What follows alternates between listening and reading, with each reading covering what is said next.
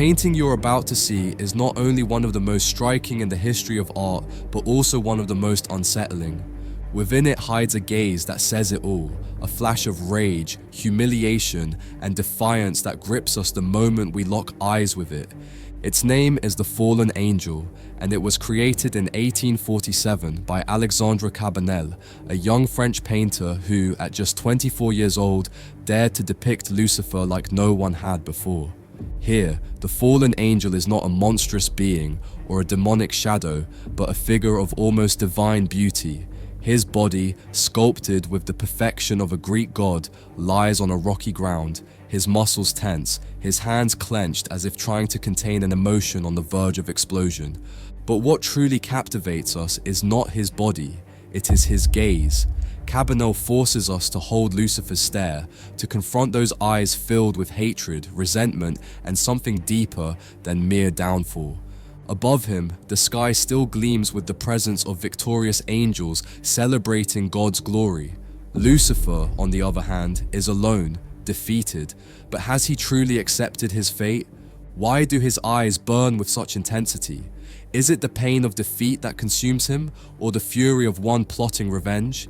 Is he gathering strength to rise again, or simply drowning in his own despair?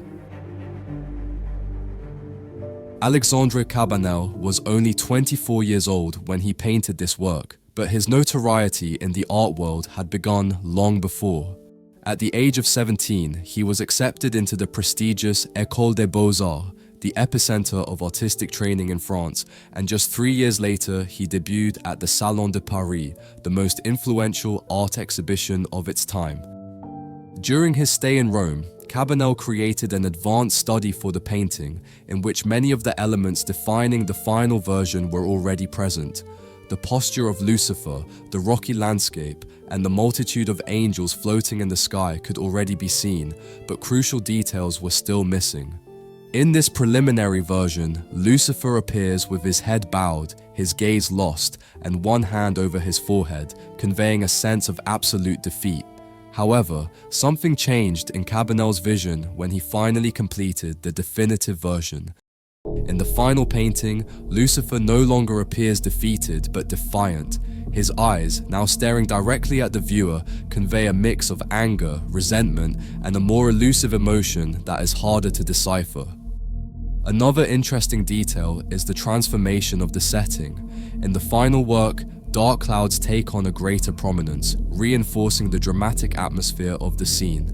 New textures also emerge, such as the thorny branches at Lucifer's feet, which were absent in the preliminary study.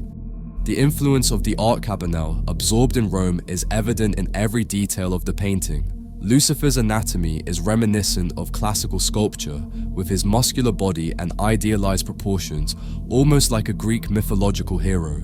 At the same time, the angels in the background reflect the refinement of Italian Renaissance art, with elegant poses and aerial compositions that recall the works of Raphael. With this work, Cabanel not only demonstrated his technical mastery, but also departed from the traditional iconography of Lucifer. Instead of a grotesque and demonic figure, he presented an angel of unsettling beauty, caught in a moment of transition between the fall and what would come next. Despite the technical mastery and emotional depth of the fallen angel, the painting did not receive the reception Cabanel had hoped for when he presented it at the Paris Salon in 1847. Far from being celebrated, it was met with skepticism and harsh criticism. In a letter to a friend, Cabanel expressed his frustration at the critics' reaction. "This is my reward for all the effort I put into not delivering a mediocre piece of work." But why did such an impressive painting generate controversy instead of admiration? On one hand, the choice of subject matter was unusual, especially coming from a young artist of just 24 years old. At the Academy, students were not expected to tackle figures like Lucifer in such monumental compositions. A theme this ambitious was supposed to come from an established artist, not from a newcomer still building his reputation. Furthermore, Cabanel's depiction of Lucifer defied the expectations of the time. His body, far from being monstrous or grotesque, had the idealized perfection of a Greek god. His musculature, posture, and expression made him look more like a tragic hero than a demonic entity. Many critics asked, how could the devil be so beautiful? Cabanel, however, saw no contradiction in this. Outer beauty could be deceptive, and morality was not always reflected in appearance. In fact, whether intentional or not, his vision had literary and religious support. In the book of Ezekiel, Satan is described as perfect in beauty.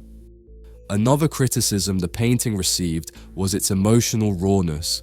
While Lucifer's body was rendered with impeccable skill, his facial expression, that mix of contained fury and humiliation, felt too intense for some viewers. It did not fully align with the dominant artistic tastes of the time, which still favored more idealized scenes. Additionally, although the painting's dramatic tone fit the sensibilities of Romanticism, its color palette did not entirely conform to the movement. While many Romantic artists used vibrant colors and theatrical atmospheres, Cabanel opted for a more restrained palette with cool and dark tones that reinforced Lucifer's sense of isolation. Cabanel did not merely depict his personal vision of Lucifer's fall. He drew inspiration from two fundamental sources, the Bible and Paradise Lost by John Milton. The biblical story of Satan's fall is described in the book of Revelation, chapter 12. It recounts the battle between Michael and his angels against the great dragon, who is ultimately defeated and cast out of heaven along with his followers. This is precisely the moment Cabanel chose to represent in his painting. Lucifer, newly fallen, separated from celestial glory and condemned to the earth. However, beyond the biblical account, Cabanel may have found an even richer source of inspiration in Paradise Lost, the epic poem published by John Milton in 1667. Milton describes Satan's fall with impressive emotional and philosophical depth, portraying him not just as God's adversary, but as a charismatic and tragic leader who rebels against divine authority. His Satan is a complex character, driven by unyielding determination. Rather than accepting his defeat, he proclaims one of his most famous lines, "Better to reign in hell than serve in heaven." Throughout art history, Lucifer's fall has been depicted in many different ways, and Cabanel's The Fallen Angel is just one of many interpretations. If we compare it to Satan summoning his legions by Sir Thomas Lawrence, for example, we see a very different approach. Lawrence portrays Satan as a majestic figure, shrouded in shadows, with a defiant expression as he rallies his legions in hell. His posture and gesture resemble that of a general who, though defeated, is ready to strike back. On the other hand, in the illustration Pandemonium, based on Paradise Lost, John Martin presents Satan's fall with apocalyptic grandeur. Here, hell is not just a destination, but a kingdom that the devil and his followers will shape into their new dominion. So, the big question remains, how should Lucifer be depicted? Cabanel portrayed him as an angel of almost divine beauty, caught between despair and rage. Other artists have represented him as a terrifying creature, deformed by his wickedness and fall. Who was right? Is a Lucifer who is beautiful yet filled with hatred more striking, or is a monstrous figure reflecting his damnation the more powerful image? Let me know your thoughts in the comments. How do you think Satan should be represented in art?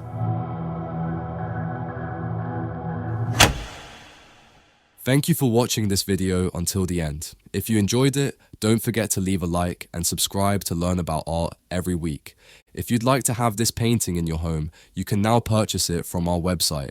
There, you'll find a catalogue with over 500 carefully selected paintings so you can add a true masterpiece to your collection. Shipping is free worldwide, and by shopping in our store, you'll be supporting the creation of more videos like this. Thank you for your support, and see you in the next video.